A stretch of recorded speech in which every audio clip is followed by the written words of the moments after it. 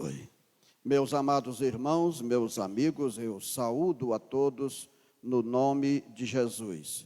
Nós vamos dar início à nossa live da Escola Dominical, mais uma oportunidade que nós temos de ouvir a palavra do Senhor, de poder louvar o nome do Senhor e exaltar o seu santo nome.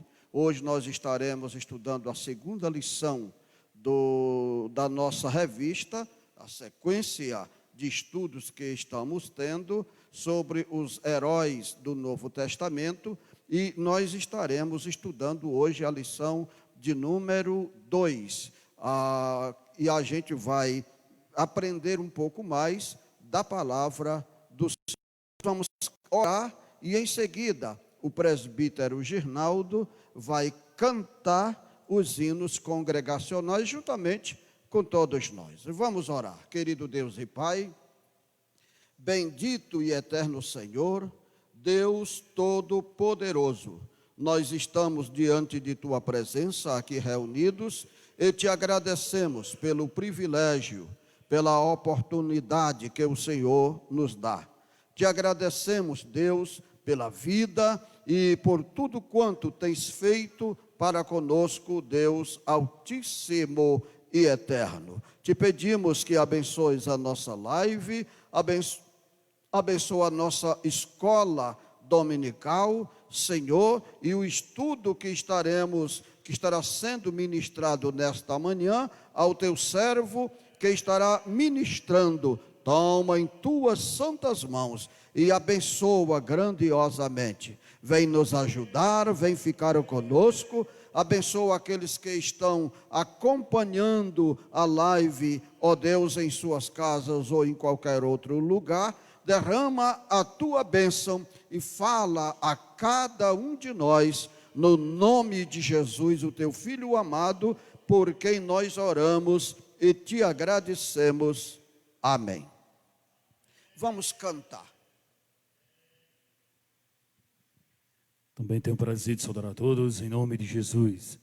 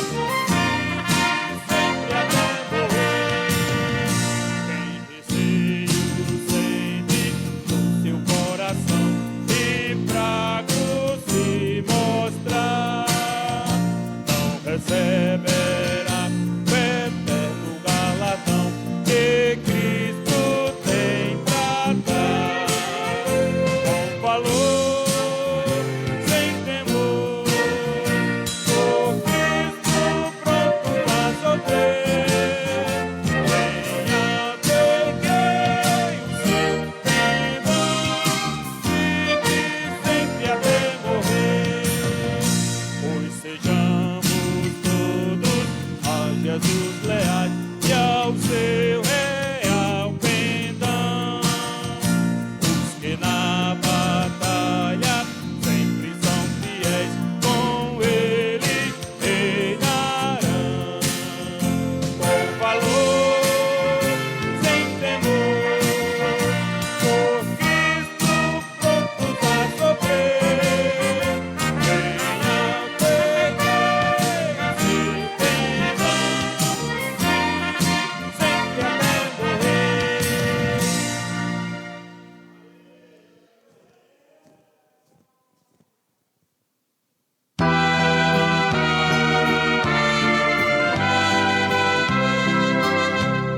glorioso cristão é pensar na cidade que não tem igual,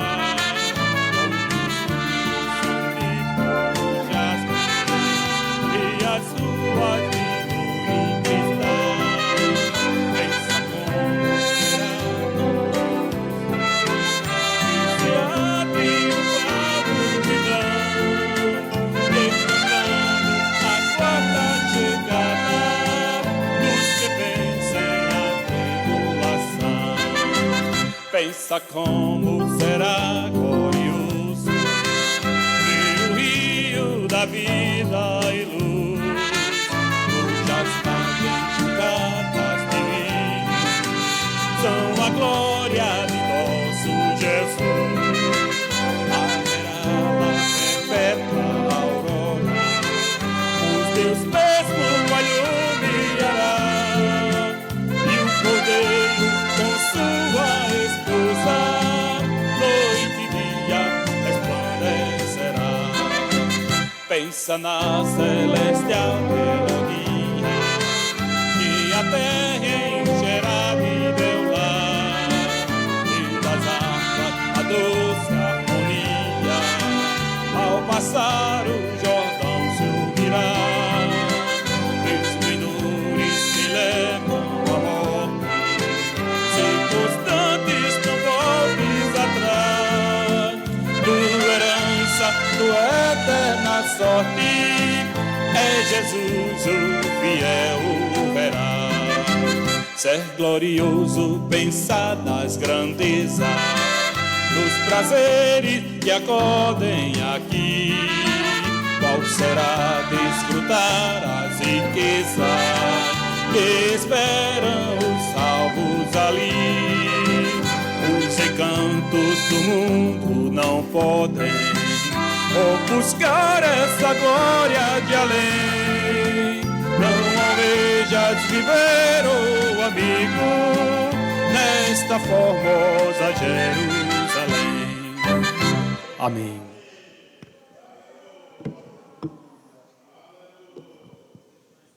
Muito bem, nós iremos agora fazer a leitura da palavra de Deus. A irmã Maria Helena estará fazendo essa leitura. Em seguida, o irmão Neto Machado estará orando, agradecendo a Deus. E logo após a oração, a nossa irmã Keila estará cantando um hino e todos nós estaremos contribuindo, ofertando no trabalho do Senhor.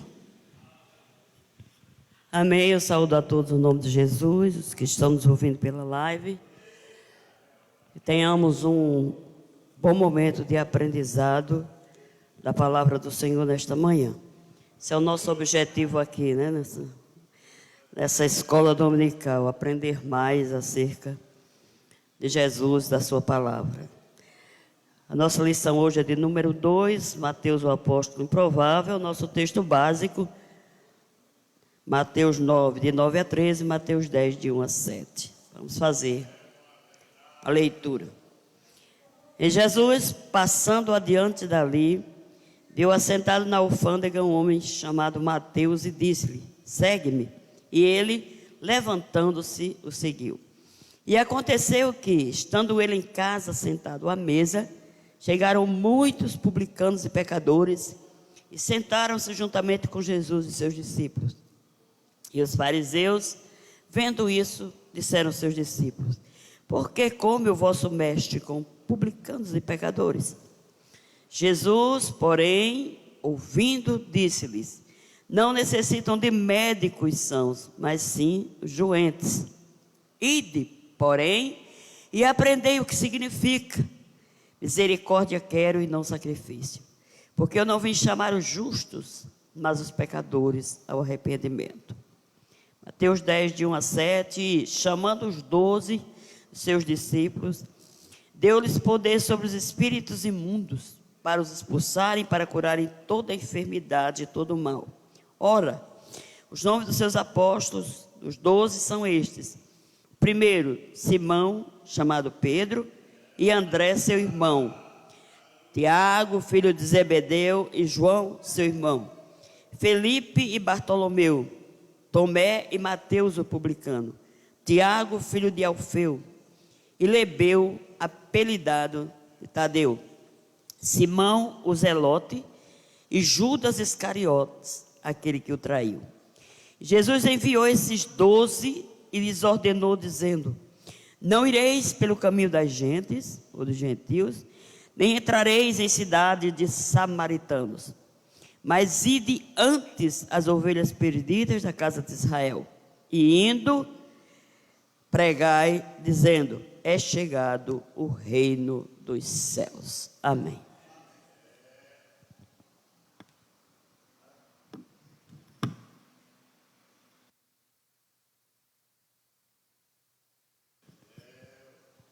Saúdo a todos em nome de Jesus. Nosso Deus, eterno Pai, Senhor da glória, no nome de Jesus Cristo, queremos te agradecer por este dia, ó Deus, por mais uma vez estarmos aqui reunidos em teu nome. Continue abençoando este trabalho. Derrama a tua graça sobre nós, ó Deus. Dá-nos a unção do Espírito Santo para que nós fizermos nesta manhã aqui, Senhor. Venha abranger o mundo, Senhor, as pessoas que estiverem nesta live, sejam alcançados, ó Deus, pela tua palavra que foi ensinada nesta manhã. Nós pedimos, ó Deus, pelo professor nesta manhã, dê a unção do Espírito Santo, em nome de Jesus. Amém, Senhor.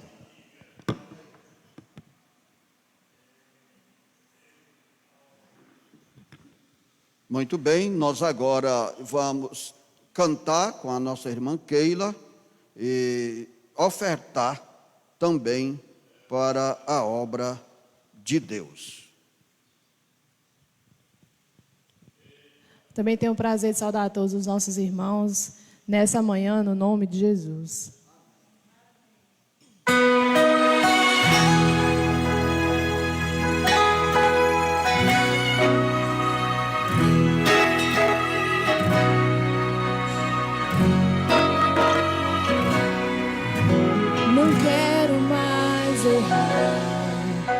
Não quero mais pecar, não quero transgredir, só quero te servir.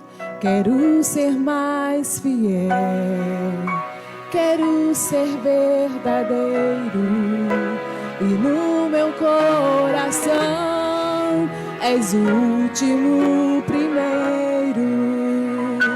Eu quero estar em tua casa, o teu poder quero sentir. Não há lugar melhor no mundo do que estar perto de ti.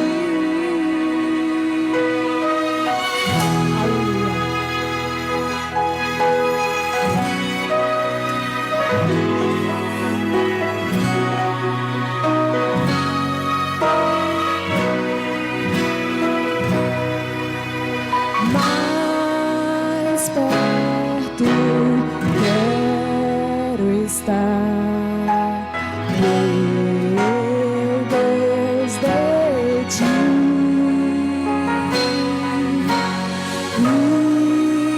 Ainda que seja dor que me una a ti.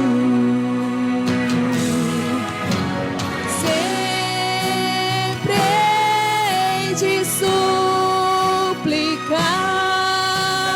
mais perto quero estar, mais perto quero estar, meu Deus, de ti. Eu quero estar em tua casa, o teu poder quero sentir. Não há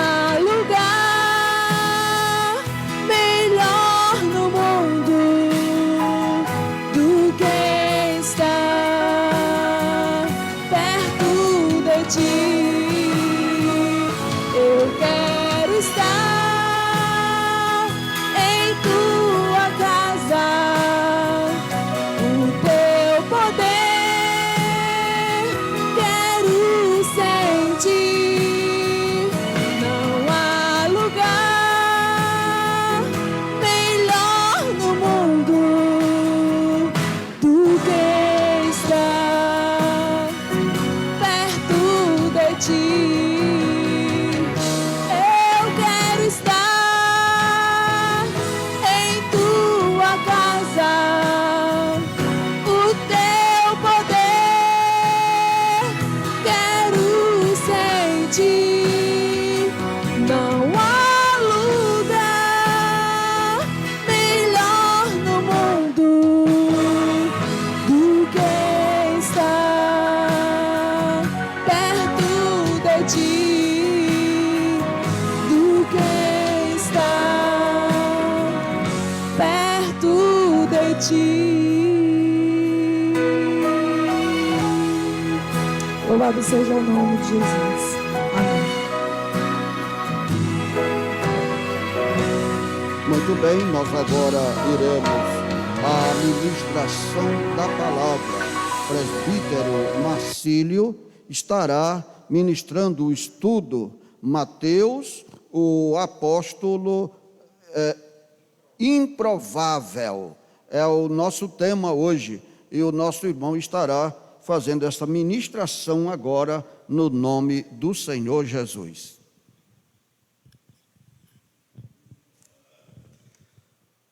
Meus amados irmãos e amigos, eu saúdo a todos no nome de Jesus. Graças a Deus por esta oportunidade de nós estarmos de volta à nossa escola bíblica dominical para mais uma aula, para mais um aprendizado. É a nossa eterna faculdade cristã, onde a diplomação será no céu, onde todos os crentes fiéis à palavra, obedientes aos ensinos de Cristo, estarão sempre resolutos em segui-lo, estarão aprovados lá no céu, porque a promessa de Cristo é essa. Meus amados irmãos, nós temos tido o primeiro contato da nossa revista com a lição de número 1, trazendo comentários e aprendizados acerca de João Batista, o precursor do Nazareno. E desta feita nós estaremos trabalhando a temática sobre o apóstolo Mateus, o apóstolo improvável. Por que essa descrição dessa temática? No decorrer da leitura, do ensino, nós iremos compreender porque ele era tido como um apóstolo improvável. Você que já tem tido contato com esta lição, já entendeu, já compreendeu que o Senhor Jesus Cristo age de maneiras que nós não entendemos no momento, mas passamos a compreender depois o agir de Deus. Então, Mateus, o apóstolo improvável, tem referências no texto do próprio Evangelho de Mateus, capítulo 9, e também Mateus, capítulo 10. São os textos básicos que nós trabalhamos nesta hora.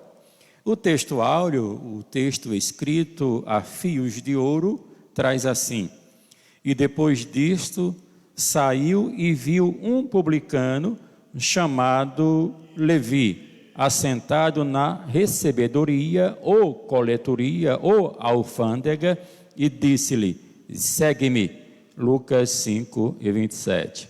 Um chamado simples, um chamado que diz tudo e que também denota um coração muito profícuo, muito receptivo à palavra e ao chamado divino. Mateus, já nesse ponto apresentado por Lucas, já apresenta de imediato a palavra satisfatória ao coração de Mateus e também satisfatória na ação em que Jesus disse: segue-me.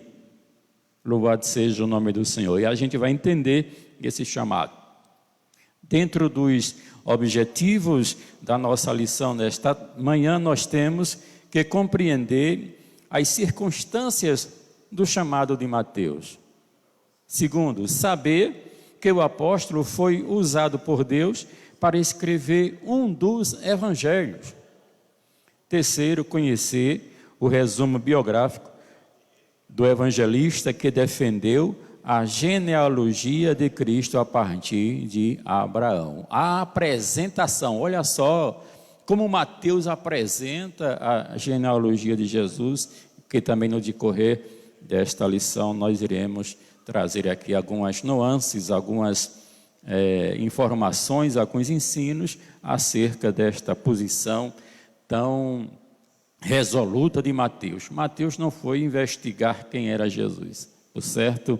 A vida de alfandegário, a vida de cobrador de imposto, deu a Mateus um conhecimento suficiente acerca do Messias esperado, do prometido, daquele que falava os profetas, daquele que falava o Pentateuco, daquele que falava os Salmos. Então, Mateus tem uma história implícita na sua devoção de judeu, embora não pertencendo a nenhuma classe de escola farisaica, ou nem pertencente aos saduceus, nem pertencente ao rabinato, nem pertencente a sinagoga nenhuma, porque tinha uma implicação para quem era cobrador de imposto. No entanto, Mateus apresenta uma sabedoria tremenda ao lidar com o fato, ou com o fator Jesus Cristo no seu evangelho. Aqui na nossa palavra introdutória, os escritores dos evangelhos utilizaram dois nomes para fazer referência ao apóstolo, Mateus e Levi. Mateus é um nome que traduzido também quer dizer favor de Deus, e é uma ramificação do nome Matatias, conforme diz as escrituras. E nós encontramos nos relatos bíblicos 5 citações ao nome de Mateus. Mateus 9:10, Mateus 10:3, Marcos 3:18, Lucas 6:15 e Atos 1:13. 2 ao nome Mateus, 3 ao nome Mateus e 2 ao nome Levi. No entanto, os 3 evangelhos informam que Mateus, o Levi, era um cobrador de impostos. Portanto, se compararmos as 3 narrativas, perceberemos que Mateus e Levi são, na verdade, as mesmas pessoas. Por que esse nome? Esse nome, conforme diz o primeiro ponto da nossa revista, era comum que os judeus adotassem 2 nomes, um hebraico e um outro grego ou romano. Nós sabemos que o mundo de então, o mundo antigo, tinha essa dominação. Ou ora estava sendo dominado pelos persas, ora pelos medos, ora pelos gregos, ora pelos romanos. E isso fazia com que a cidadania desse povo sempre estivesse mudando de nome socialmente, mudando também de geografia política, geografia demográfica.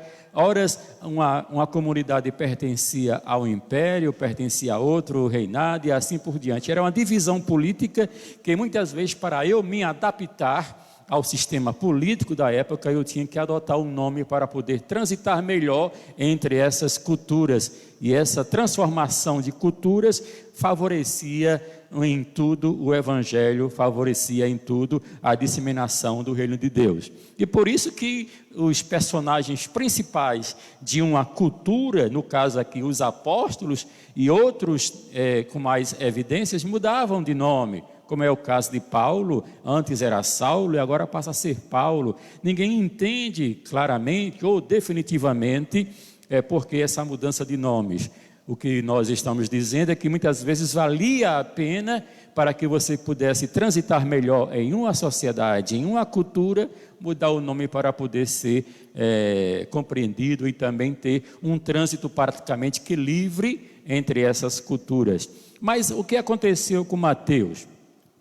Era comum entre os judeus fazer essa mudança com essas 3 características, um nome hebraico, ou um judeu, ou um grego, ou um romano. No entanto, Mateus e Levi são nomes de origem semítica.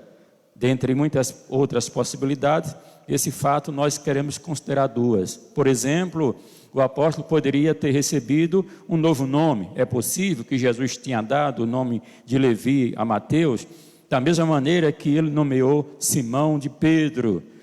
O nome de Mateus é uma contração de Matatias, que em hebraico significa dádiva ou presente de Deus.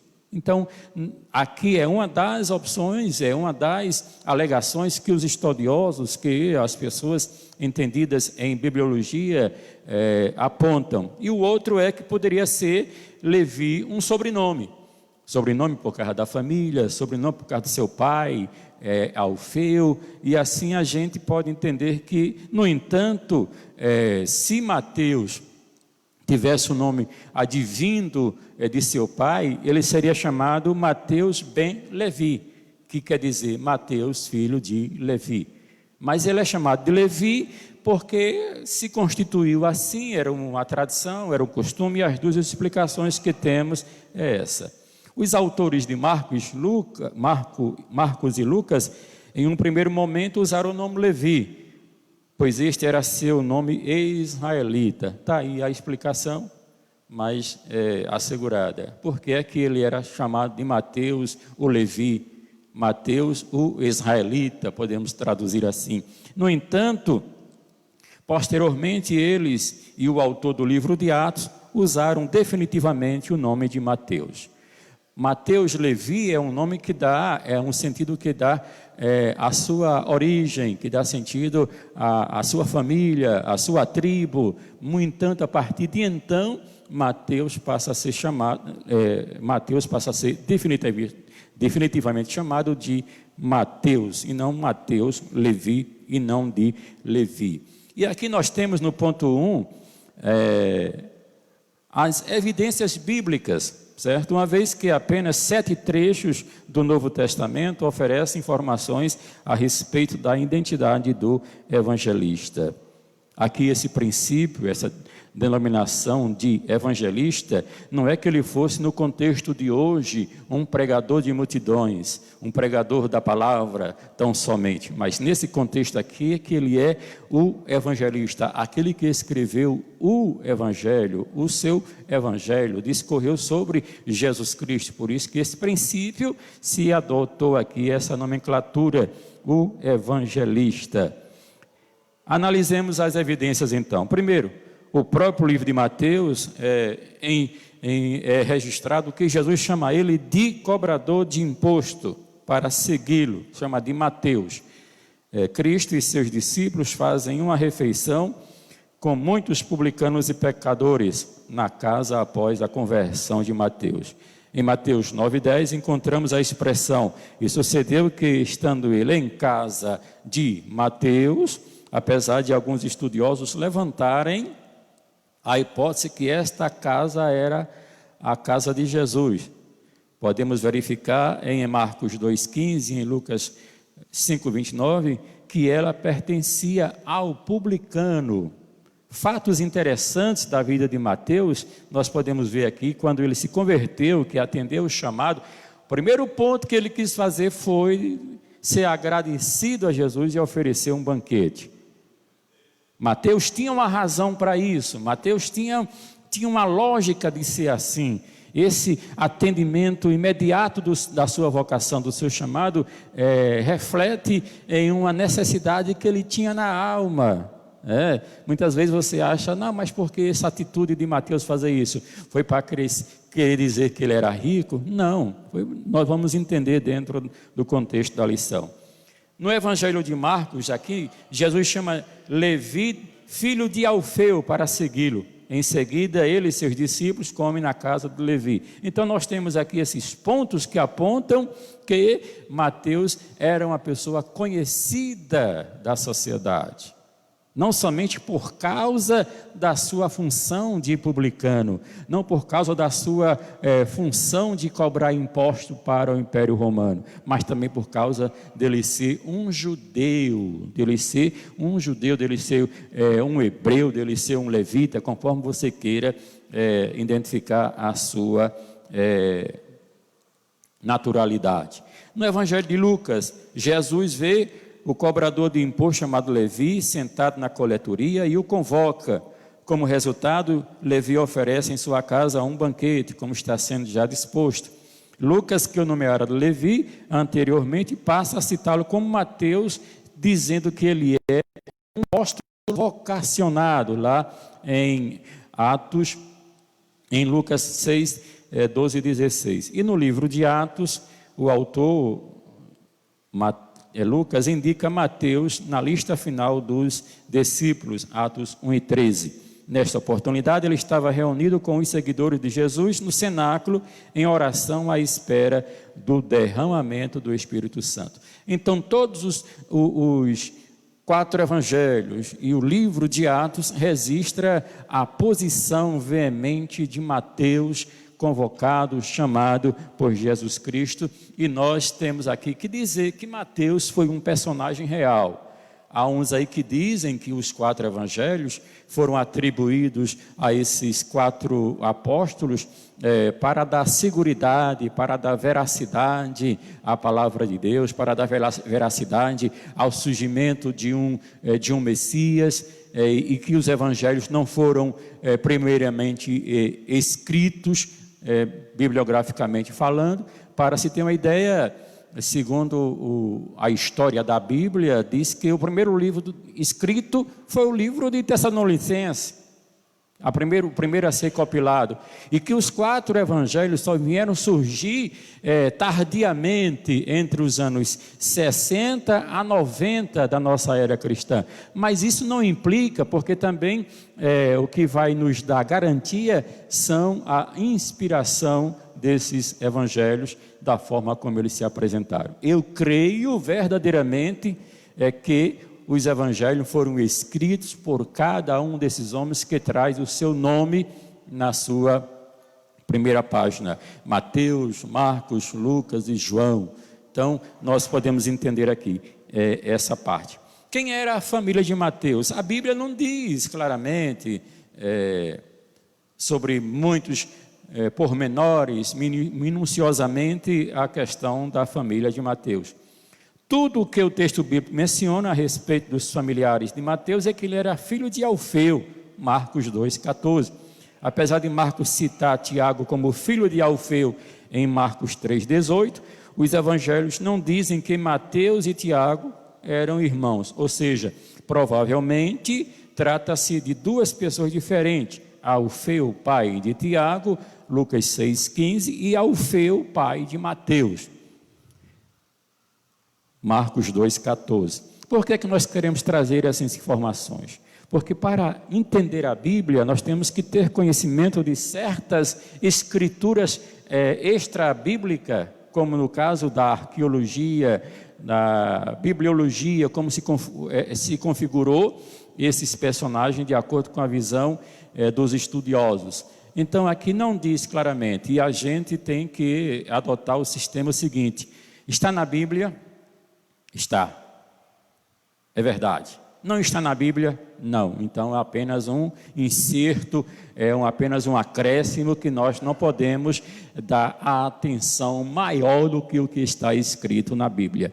Naquilo que a Bíblia se cala, nós não temos condições de dizer isso ou aquilo mais, porque a Bíblia se cala.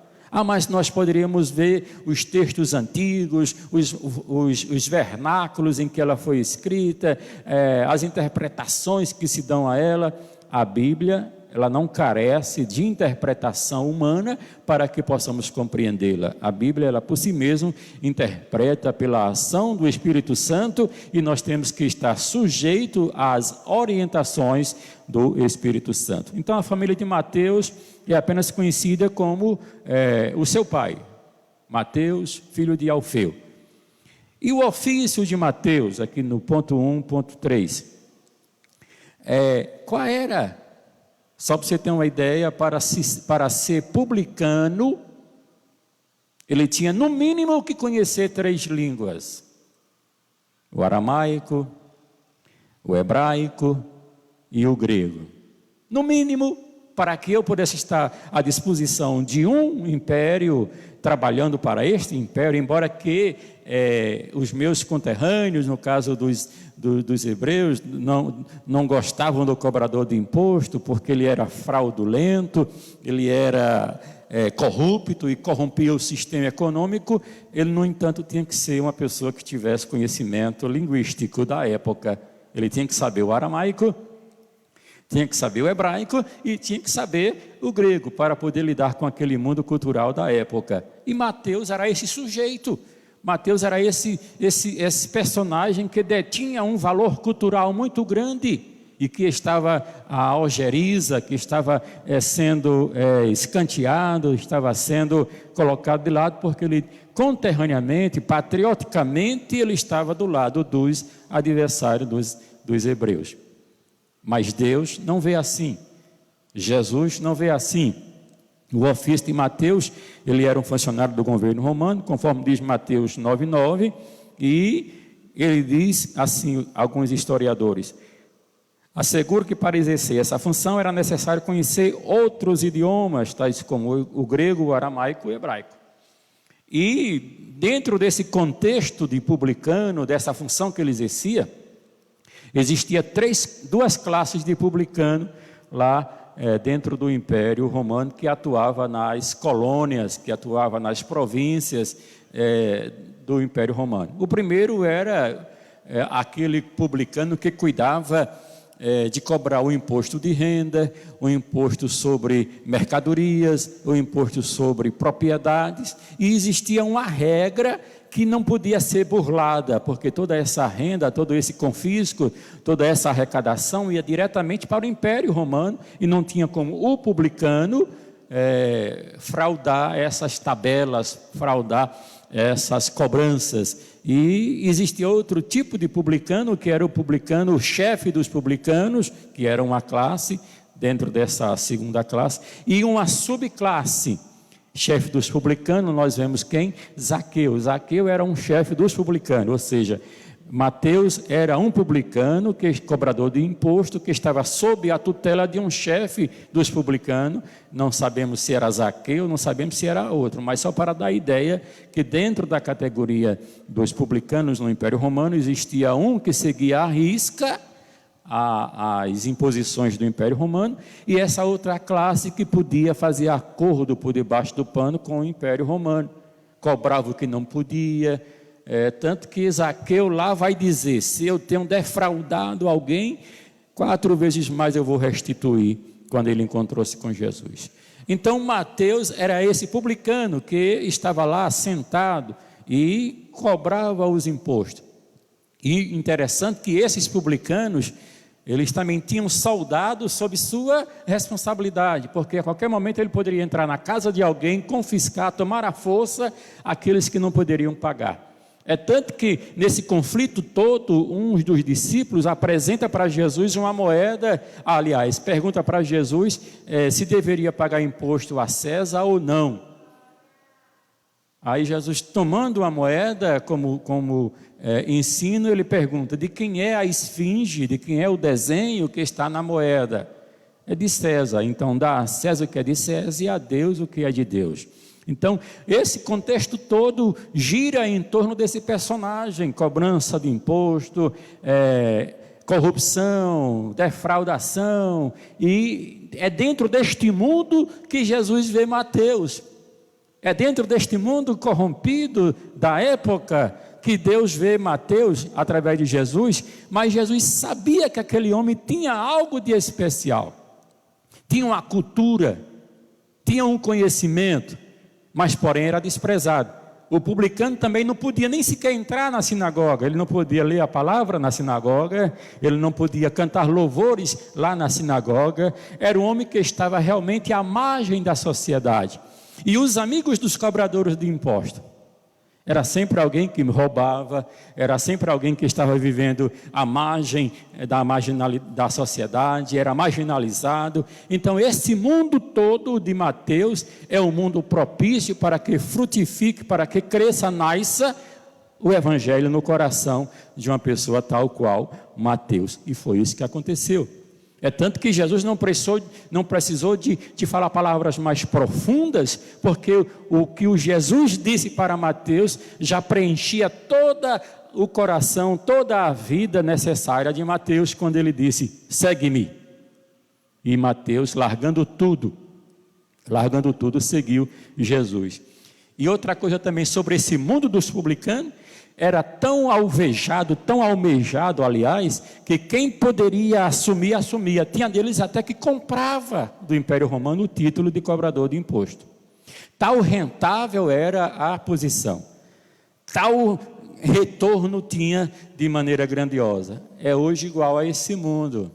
É muito mais fácil você ser corruptor do que honesto, certo?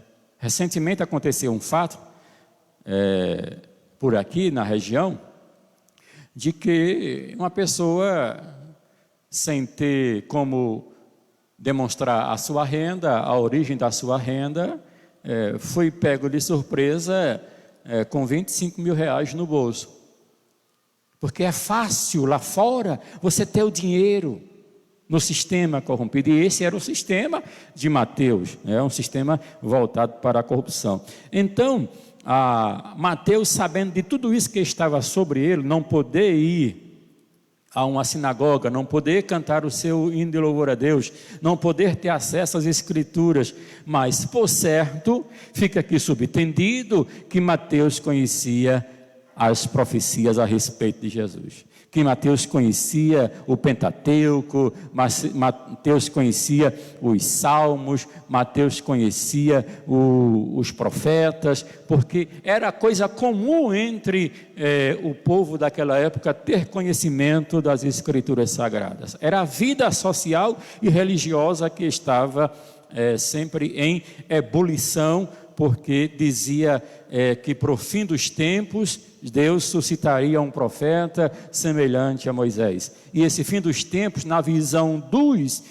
judeus, na visão dos escritores, na visão da sociedade hebraica da época, esse Império Romano, o Império de Ferro, dominador, conquistador, que matava, que dilacerava, que conquistava a cidade, dava um prenúncio de fim dos dias, fim dos tempos, em que somente o Deus de Israel, o Deus da promessa de Abraão, Isaac e Jacó, suscitaria um libertador para livrar os hebreus daquele jugo pesado. E isso fazia com que muitas pessoas pertencente às classes estudantes da Bíblia, ou não, do Sinédrio, ou não, do sacerdócio, ou não, estudava as Escrituras, estudava a lei de Moisés, esperando surgir esse personagem tão esperado, ditos no Pentateuco, nos profetas e nos Salmos. E isso nutria cada vez mais uma esperança, tanto politicamente para Israel, como também espiritualmente, porque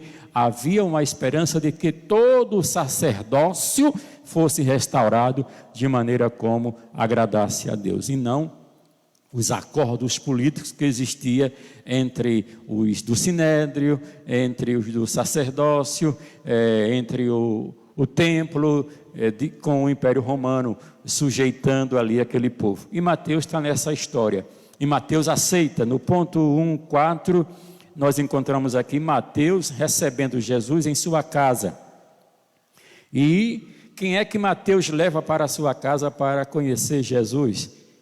Os seus amigos. Quem eram os seus amigos? Aqueles que estavam à sua volta e que tinham o mesmo perfil social que ele, cobradores e pecadores. De repente, o publicano recebeu em sua casa vários colegas de trabalho e outras pessoas de má fama para uma refeição que ele dedicaria ao Senhor. Marcos 2,15, Mateus 9,10, Lucas 5,29. Como cristão, devemos sentir-nos compelidos a expressar publicamente nossa gratidão por pertencermos a Ele, ao mesmo tempo em que oferecemos a outras pessoas a oportunidade de ouvir o Evangelho da graça de Deus. Podemos entender que foi já uma missão de Mateus em levar pessoas a Cristo? Sim, e ao mesmo tempo não. O que nós podemos entender aqui é que Mateus estava verdadeiramente agradecido por Jesus ter chamado. E também passa aqui uma imagem que não importa a situação que o ser humano esteja, aonde ele está, aqui o campo de visão de Jesus Cristo não é o mesmo campo de visão que eu tenho a respeito do homem, a respeito da humanidade. Jesus vê mais além, Jesus não vê o que é aparente, Jesus não vê o que está por fora, Jesus vê o que se passa no coração do homem. Então ele percebe Mateus como sendo uma pessoa que tem um potencial a se desenvolver, e também quem era esse publicano, rejeitado, como nós já estamos dizendo em nossas palavras, e Jesus vai e ele fala palavras que suprem as necessidades da alma, palavras que têm condições de transformar uma vida, palavra que tem condições de você ser abençoado de maneira tão maravilhosa como foi Mateus, a tal ponto de oferecer um almoço ou jantar, uma refeição na casa. E quem é que ele vai chamar? Chama seus colegas, porque ele não tinha outro. Ele não tinha outras pessoas que estivessem ao seu alcance em alta consideração, porque ninguém considerava os publicanos. É tanto que quando Jesus está na casa de Mateus, se banqueteando e falando a palavra do Evangelho, chega alguém e acusa: olha, como é que pode? Este homem disse que é o prometido, que é o Messias, que é Jesus, e agora se assenta na roda dos pecadores, e está aí comendo, bebendo, se alegrando. Jesus, conhecendo o arrazoamento de coração dessas pessoas que não entenderam a mensagem do Evangelho, que não entenderam a mensagem de Deus escrita nas leis, nos profetas e nos salmos, ele diz: não necessitam de médicos aqueles que estão sãos. Então a alma de Levi, a alma de Mateus e os demais que estavam ali, tinham a necessidade que a própria palavra dos saduceus, fariseus e dos sacerdotes não supriam, porque eram palavras feitas com seleção, eram palavras exclusiva para o povo de Israel, exclusiva para quem estava estudando a Torá, exclusiva para quem estava lá nos ditos hebraicos. Mas Jesus vem não abrogando essa lei, mas cumprindo essa lei, trazendo a palavra ao coração dos mais necessitados. Então Jesus disse: não necessitam de médicos que estão sãos, mas sim os pecadores. É com isso que Jesus quebra o estigma da classe dos publicanos. É com isso, com essa palavra, que Jesus abre a porta da salvação para todos quanto queiram ouvir o seu Evangelho. É com isso que Jesus inaugura e quebra os ditos da lei colocada pelos homens. E ele diz que essa palavra ela não pode ser mudada, não pode ser retirada, nem acrescentada. E aqui Mateus entende perfeitamente. Mateus passa a ser um dos servos. Ponto 2. Mateus foi um dos 12 discípulos convocados por Cristo para o apostolado. Mateus 10:3. Seu chamado é descrito com palavras que denotam tanto a grandeza quanto a simplicidade da causa. Foi o que eu falei. Jesus observa, e a gente talvez fica assim um pouco não querendo dar uma revestida de teologia nesta passagem, mas somos obrigados a dar uma revestida de teologia nessa palavra. O fato de Jesus convidar um cobrador de imposto para segui-lo e posteriormente ser seu apóstolo ensina-nos várias lições. Aqui está. E Cristo viu o que ninguém viu. Cristo percebeu o que ninguém percebeu. Cristo entendeu a alma de Mateus como ninguém entendeu. Está entendendo? Então ele diz assim: Cristo via nele algo que as pessoas ignoravam. Como eu disse no início, para ser um cobrador de imposto, ele tinha que ter conhecimento de pelo menos 3 línguas para poder fazer o trabalho. Outro fato interessante que levou Mateus a atender o convite foi dele todos os dias estar ali cobrando imposto e ouvindo a população falar a respeito de Jesus Cristo. Por certo, isso foi cada vez mais nutrindo esperança no coração de Mateus para encontrar este homem. É outro caso também de um publicano, Zaqueu também, de tanto ouvir a respeito de Jesus, tomou conhecimento que ele ia passar em determinado lugar. Por ele ser de pequena estatura, o que o Zaqueu faz? Sobe numa árvore para conhecer Jesus. De tanto ouvir falar. Então, há uma necessidade profunda de aceitação no coração dos publicanos, em ser aceito pela sociedade. Mas a sociedade não aceitava o publicano, o pecador. Nesse contexto também há uma necessidade da atualidade das pessoas serem aceitas pela sociedade, porque vivem à margem dela. Aí procura conquistar espaço na sociedade. Procura ser amigo do meu amigo, né? O amigo do meu pai, e procura isso e aquilo outro, para ter espaço, para ter status, para ter fama, para ter posição. Mas só que não funciona assim com Jesus. Jesus, quando chama, ele muda toda a história de uma vida, como mudou a dos publicanos. E Mateus também, em Mateus, Jesus via que ele seria capaz de conduzi-lo a uma posição de honra. Jesus seria capaz de conduzir Mateus a uma posição de honra, porque era desonrado. Patrioticamente, nacionalmente, localmente, lá onde ele estava, não podia frequentar a sinagoga, não podia entrar para louvar e ler a palavra. No entanto, com Jesus ele tem um encontro com a própria palavra, com a própria honra.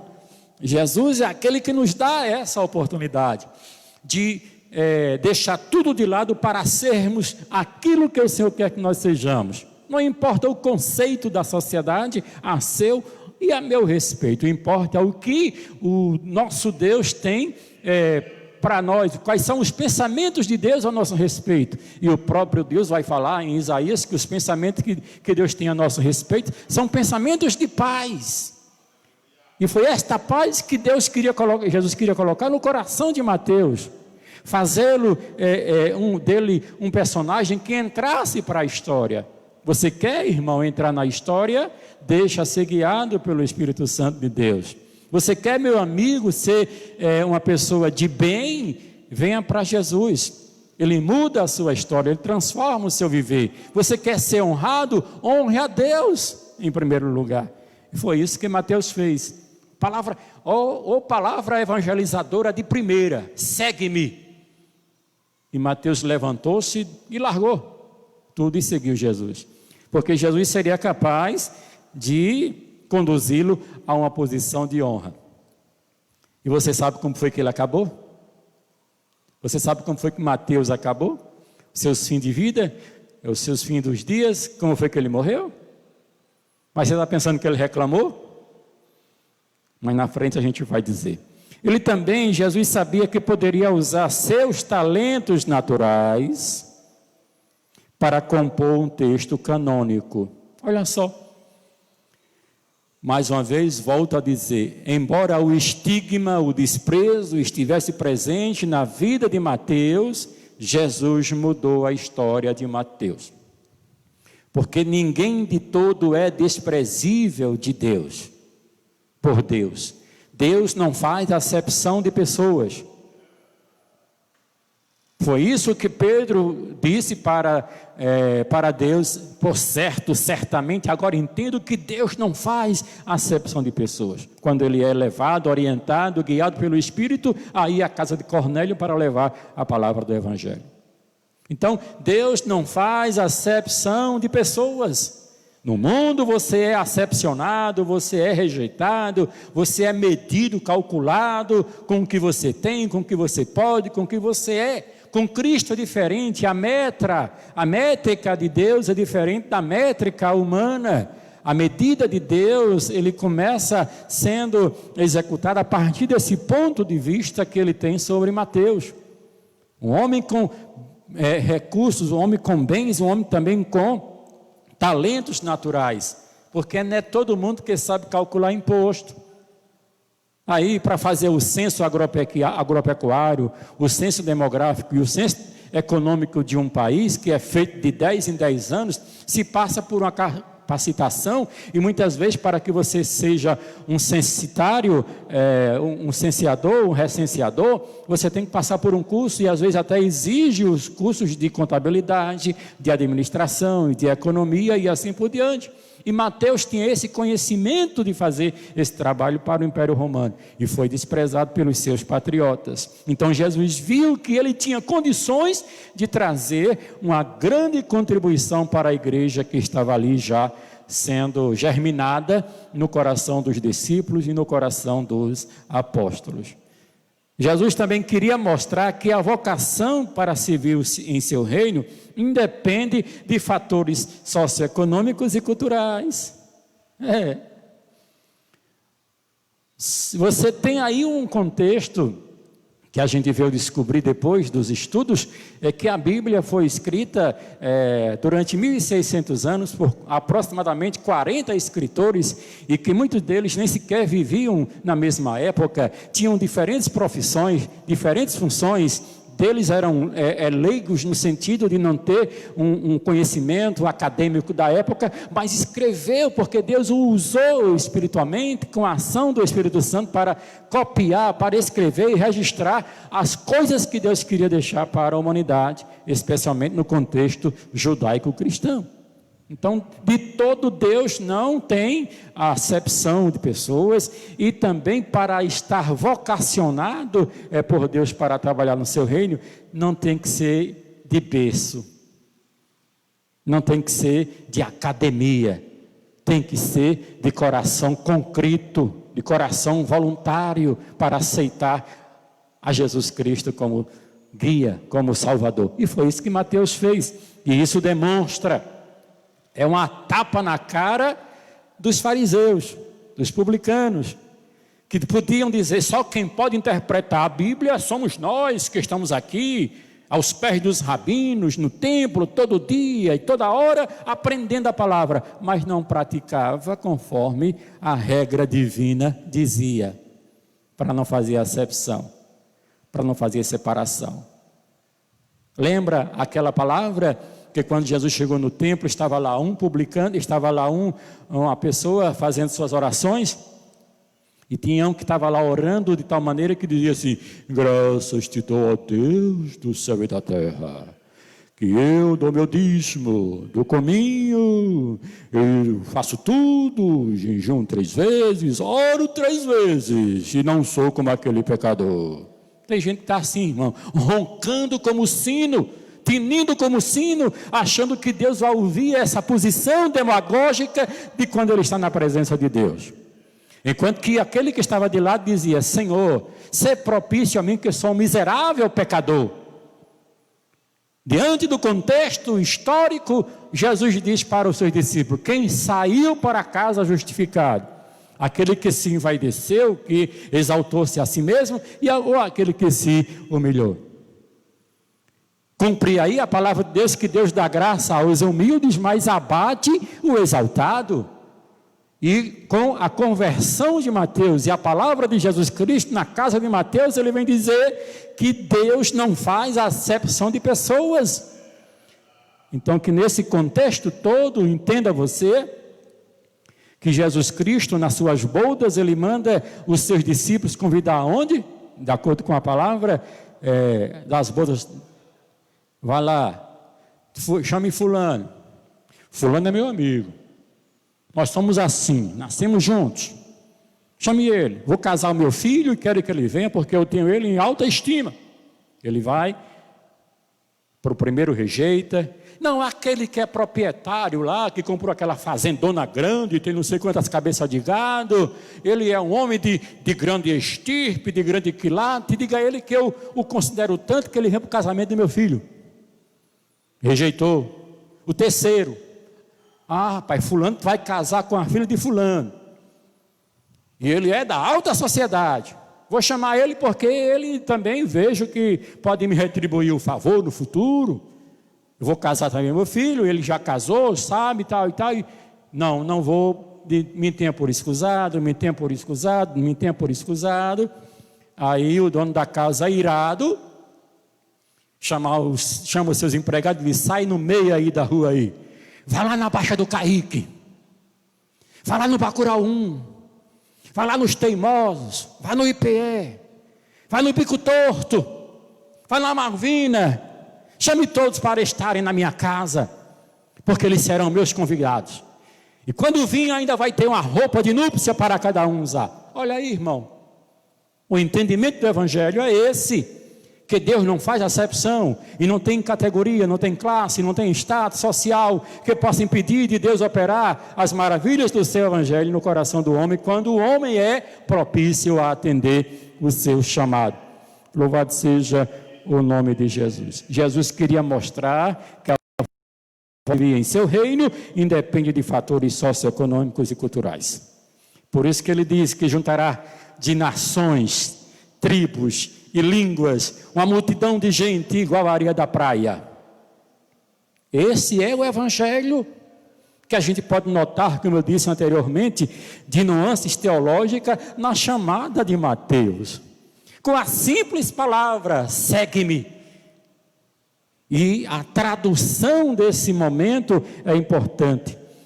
E Jesus sentava-se no meio dos pecadores a fim de mostrar que o Evangelho não pode ficar restrito a barreiras étnicas e culturais. Sua convivência com os publicanos e pecadores causava irritação aos fariseus e escribas, pois estes viviam à base do exclusivismo judaico e da hipocrisia.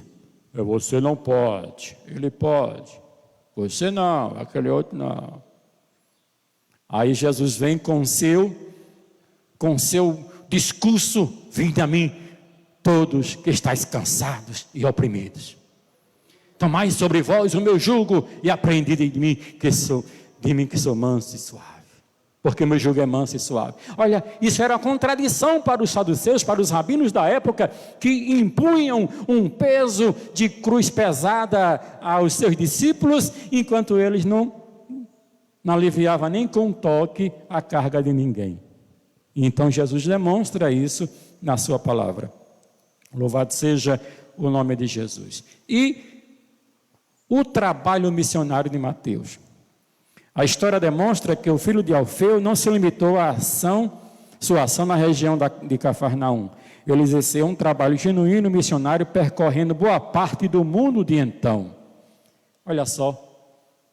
Enquanto ele estava lá, esperando que os seus patriotas o reconhecessem, esperando que o Império Romano também lhe reconhecesse como um contribuidor do Império na região, Jesus toma ele pela mão, faz dele um instrumento de glória e honra na sua obra, transforma-o em um apóstolo, e de apóstolo um disseminador, propagador do reino de Deus, que vai aonde ninguém pode ir, levando a palavra de uma maneira tão especial, tão característica da sua ação. E o mais importante, que cada um, quando somos convocados, vocacionados por Deus, nós temos um talento a desenvolver, e desenvolvemos de tal maneira que o Senhor nos dá a capacidade de entrar e sair e fazer a obra conforme Ele quer que façamos. Foi isso que aconteceu com Mateus. Na parte final do seu ministério, a convivência pacífica entre os judeus e cristãos tornou-se inviável. E qualquer um que cresce em Cristo como filho de Deus não poderia permanecer dentro de uma sinagoga. Olha só. O impedimento era porque ele era publicano, cobrador de imposto. Após que aceitou Jesus, não podia também participar da sinagoga. Já pensou, irmão, que sinuca é essa de Mateus? E que sinuca é essa também daqueles que querem agradar os homens e não a Deus? Que querem agradar a uma sociedade e não ao seu chamado particular? A igreja, o crente, o discípulo, o apóstolo, aquele que serve a Deus, não pode perder a sua identidade de cristão e de crente para atender a um conceito social. Ou é ou não é, sim, sim, não, não. Esta é a posição do cristão. E Mateus aprendeu, não dá para conviver. Antes porque eu era publicano, e agora porque eu aceitei Jesus. Sou ex-publicano e aceitei Jesus. Você é pecador remido e não pode estar aonde muitos querem que você estejam. Porque quem pertence ao Senhor não é mais deste mundo. Quem é do Senhor não cabe mais estar nas rodas dos escarnecedores.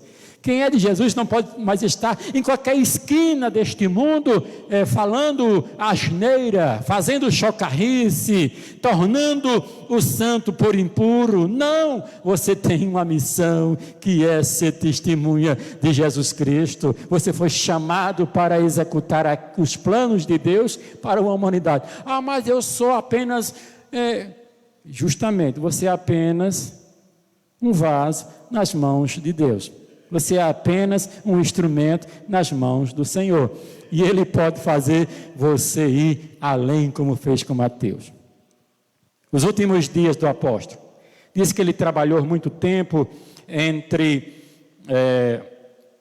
as pessoas que estavam na região da Etiópia, de Pártia, trabalhou muito tempo entre os chiprenses, mas o fato interessante é que ele trabalhou na Macedônia, na Etiópia e outros locais, segundo Eusébio de Cesareia, segundo alguns escritores.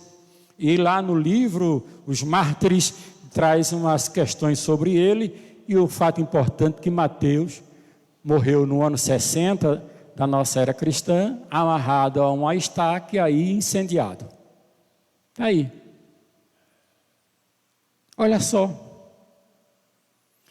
Trabalhou para Jesus, disseminou o reino, tornou-se uma pessoa altamente usada por Deus, evangelizou, disseminou a palavra aonde pôde, fugiu do contexto de Jerusalém, foi para Chipre, para a Etiópia e levou a palavra. Não me cabe aqui não me querem não, eu vou para onde o Espírito de Deus me direcionar e vou agir conforme a direção de Deus. Foi Mateus. No entanto, ele morreu amarrado a uma estaca e incendiado. Tocaram o fogo no Mateus. Olha só, ser crente é isso. Jesus não promete um reino de glória aqui não. Jesus promete uma vida de graça, aqui graça que eu digo, graça de estar sempre contando com seus favores imerecidos, quando Ele permite que passemos ou não por situações, mas a garantia de uma vida eterna está disposta na Bíblia e na vida daqueles que deixaram a sua vida passada e permaneceram firme e fiel. Qual foi o legado de Mateus? O legado de Mateus foi amar a cruz de Jesus.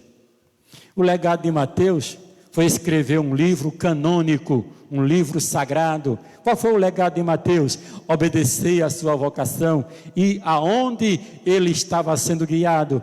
Qual foi o legado de Mateus? Morrer por Cristo, morrer por sua mensagem. Então, aqui Mateus, nesses últimos dias, fez isso. E, no terceiro ponto, Mateus, o Evangelho. Antes de nós falarmos aqui, porque nós estamos chegando já ao finalzinho de nossa revista, Mateus não participava da escola dos fariseus, nem da sinagoga, nem podia sacrificar, não podia entrar no templo, não podia depositar sua oferta no gasofilácio. Mas uma coisa interessante que Mateus fez e registrou no seu Evangelho. Mateus faz referência ao Antigo Testamento, faz referência aos profetas e aos salmos 90 vezes. Ele faz referência a esses três escritos, o Pentateuco, os salmos e os profetas. Como? Se ele não era rabino, se ele não tinha nenhum conhecimento lá comunitário na sinagoga, se não podia estar porque era publicano. O que a gente deduz é que Mateus, além de ser essa pessoa, ele era um autodidata. Ele lia os textos sagrados, ele conhecia as coisas pertencentes a Deus, porque ele era um israelita verdadeiro, apesar de estar vivendo um momento de estar apoiando o Império Romano, mas ele, por não ser aceito, ele entendeu que tinha que estudar os escritos da época.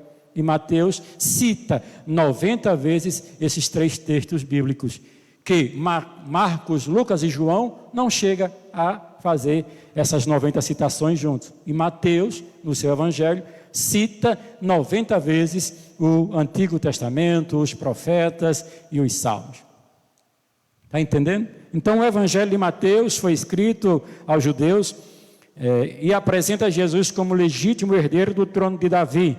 Ele é, portanto, o rei de Israel. Mateus é considerado o mais eclesiástico dos evangelhos, pois se concentra em solucionar os problemas da igreja, além de narrar os ensinos e a vida de Cristo, o Rei divino.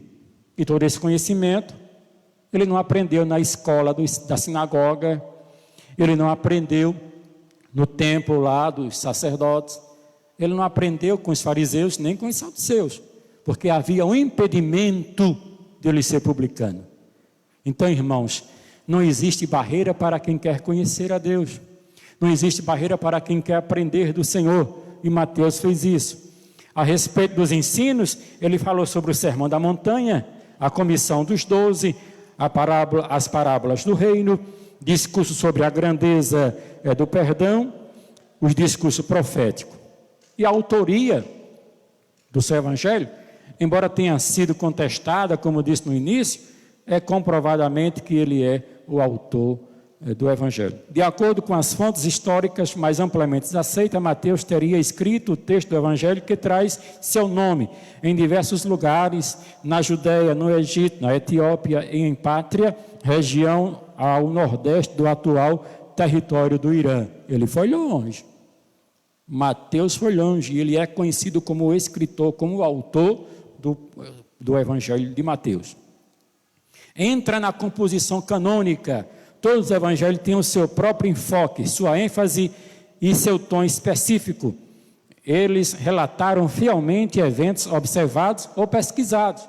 As diferenças no método de escrita provam que cada escritor utilizou-se do recurso narrativo próprio para a disposição do material. É o caso de Mateus, que usou aí o método tão importante do estilo literário, como diz aqui no 3.2, o estilo literário.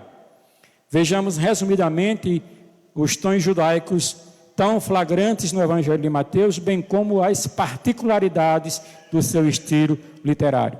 Ele cita os profetas do Antigo Testamento, usa o termo de interesse judaico, condena as práticas iníquas de líderes religiosos. Mateus não explica seus comentários sobre as práticas religiosas dos judeus. Subentende-se que seus leitores já as conheciam previamente. Olha só, como eu disse no início, ele escrevia porque tinha um entendimento que os seus leitores, os saduceus, os sacerdotes, os hebreus, de modo geral, entendiam a sua linguagem evangélica, a sua linguagem do evangelho. Então, por que Mateus escreveu aos judeus? Justamente para mostrar essa situação. E aqui, irmãos, na nossa conclusão, diz o seguinte: alguns historiadores e pesquisadores questionam a identidade de Mateus. Alguns estudiosos sugerem que ele não seja quem acreditamos que ele é, e muito menos que seja o autor de Mateus, conforme nós já havíamos aqui anunciado. Mas o mais importante é você saber que nesta manhã o Senhor pode fazer tudo que você imagina, certo? De acordo com a sua palavra, no caso de Mateus. E aqui temos algumas coisas. O Evangelho de Mateus tem muitas características judaicas. Por exemplo, o termo reino dos céus aparece 32 vezes, o termo reino de Deus aparece 5 vezes, nenhum outro evangelho dá tanta ênfase ao reino de Deus. A esperança da restauração do reino de Davi era algo que ardia no coração dos judeus daqueles dias. Então aqui está, irmãos, a nossa perspectiva, a nossa visão a respeito desse homem, desse apóstolo, que tinha tudo para não ser, mas foi. Tinha tudo para não ser vocacionado, mas foi. Tinha tudo para não aceitar o chamado, mas aceitou. Tinha todas as desculpas para dizer: não, eu não vou porque meus patriotas não me aceitam. Não, eu não vou porque eu estou aqui no mundo onde eu tenho todo tipo de recurso. Não, eu não vou porque já sou velho. Não, eu não vou porque já sou novo. Não, Mateus não teve esse tipo de perspectiva negativa apenas aceitou o que o seu coração entendia ser verdadeiro e justo na palavra dita por Jesus. Vem, segue-me. Eu agradeço aqui a oportunidade, em nome de Jesus, que o Senhor nos abençoe e guarde. Amém.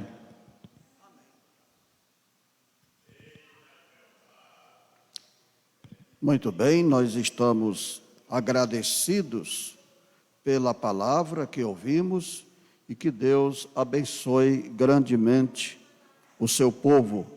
Nós estaremos logo mais à noite em mais uma reunião, mais uma live, mais um culto de louvor a Deus, e estaremos adorando ao Senhor, hoje inclusive com a ministração da ceia.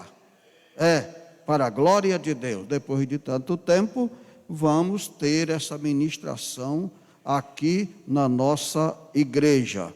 Na próxima semana, também, próximo domingo, a lição de número 3, estaremos estudando aqui e todos são convocados a participar. Muito bom. Muito bom. O pastor Davi deve ter alguma orientação, informação, a sua palavra, nesta manhã. Muito bom. E fará o encerramento da reunião. No próximo domingo, estará ministrando o presbítero Sebastião Correia.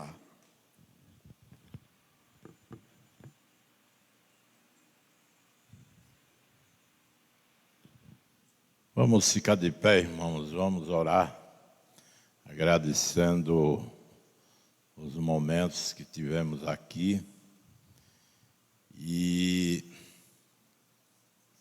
à noite estejamos de volta para engrandecer o Senhor.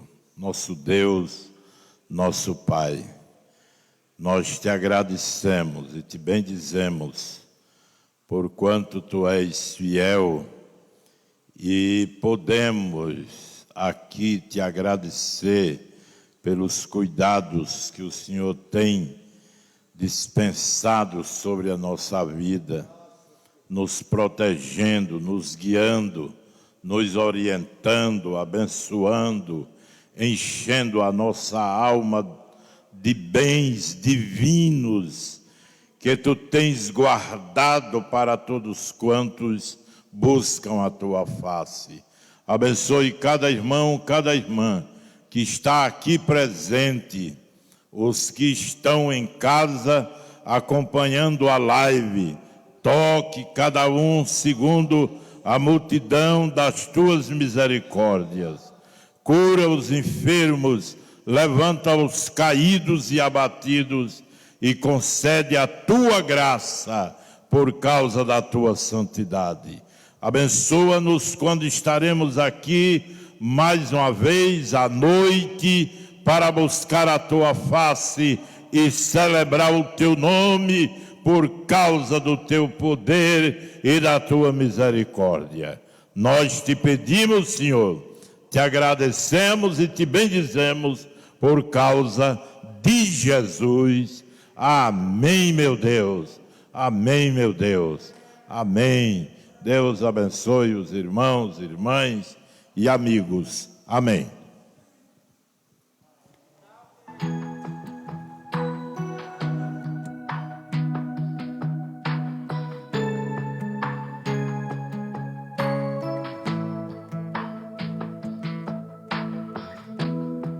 Não importa quem você é, não importa o que você fez, Jesus conhece o seu interior também. Quantas vezes você caiu tentando acertar, mas a tristeza e o desespero te fizeram chorar. Não importa pra onde você foi, se na escuridão da noite Ele apaga o seu passado e não desiste de você. Ele não desiste de você. compreende seu caminhar. Nunca vi um amor tão grande assim. Ele não desiste de você, ele se importa com você, ele compreende seu caminhar. Nunca vi um amor tão grande assim. Ele não desiste.